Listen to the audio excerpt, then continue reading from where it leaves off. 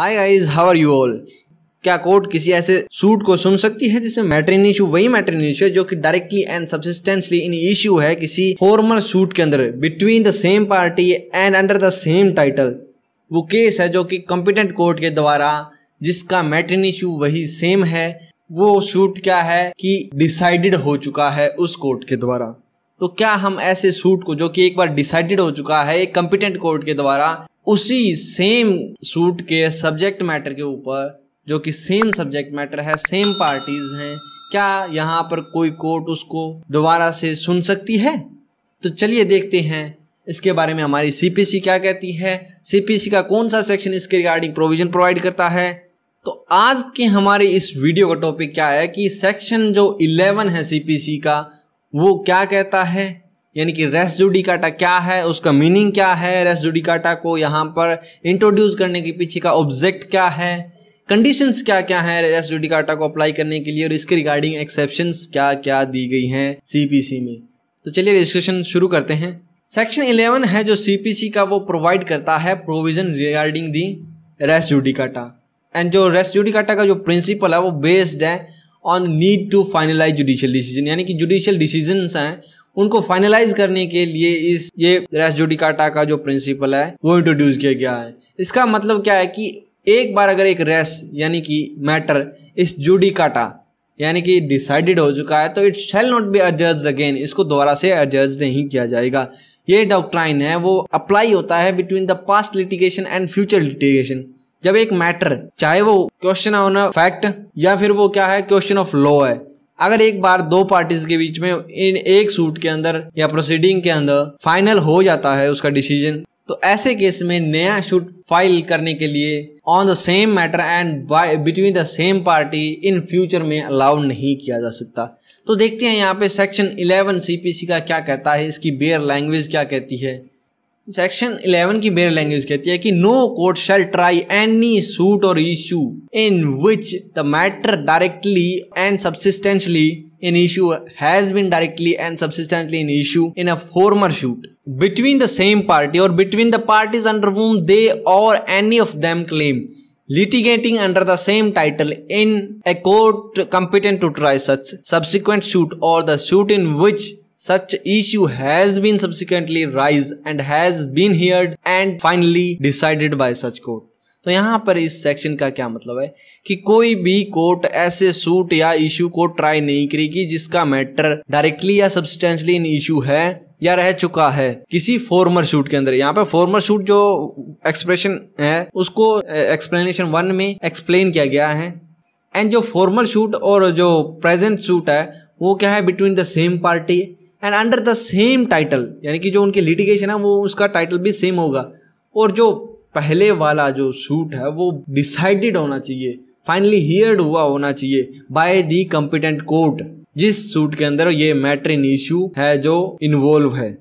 तो इसका मतलब ये है कि यहाँ पे दो केस हैं, एक फाइनली डिसाइडेड केस है, एक बाद में फाइल किया गया है। तो यहाँ पर जो बाद में फाइल किया गया सूट है उसको कोर्ट है वो ट्राई नहीं करेगी इन केस जब उसका मैटर इन इशू जो बाद वाले का है, बाद वाले सूट का जो मैटर इन इशू है वो डायरेक्टली सब्सटेंशियली पहले से डिसाइडेड केस में डायरेक्टली या सब्सिस्टेंशियली उस केस के अंदर मैटर इन इशू रह चुका है।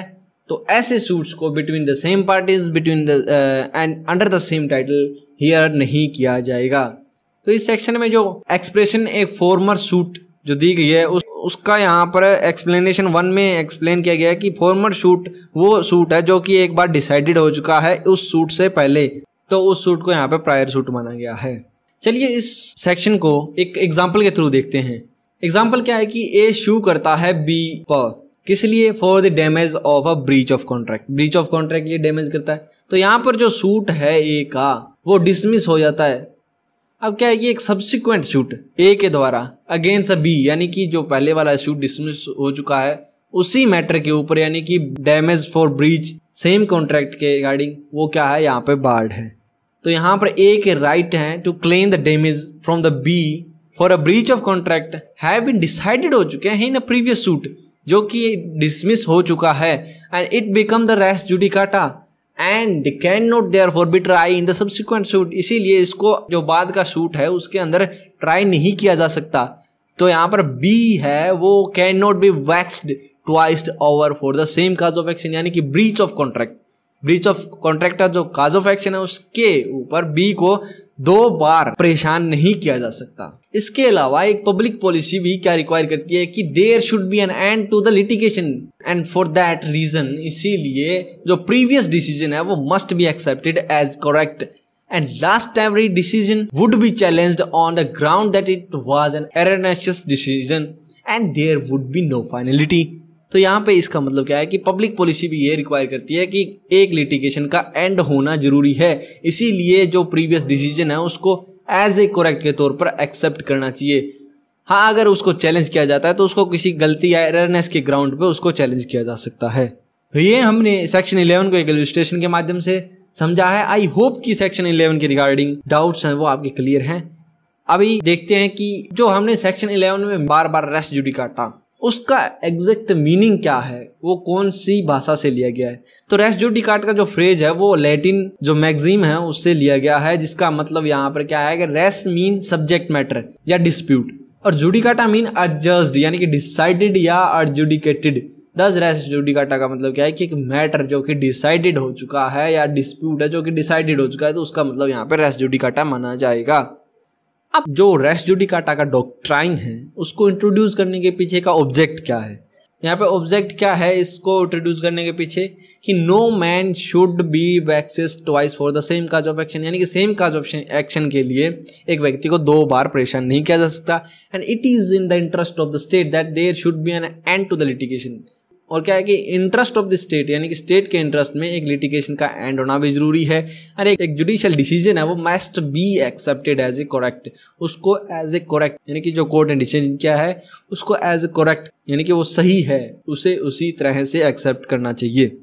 अब रेस जुडिकाटा को अप्लाई करने के लिए कंडीशंस क्या क्या अप्लाई होनी चाहिए, क्या क्या कंडीशन हो तब ये रेस जुडिकाटा का जो डॉक्ट्राइन है वो अप्लाई होगा। तो यहाँ पर कुछ कंडीशंस हैं, वो अगर फुलफिल होती हैं तो रेस जुडिकाटा का जो डॉक्ट्राइन है वो अप्लाई होगा।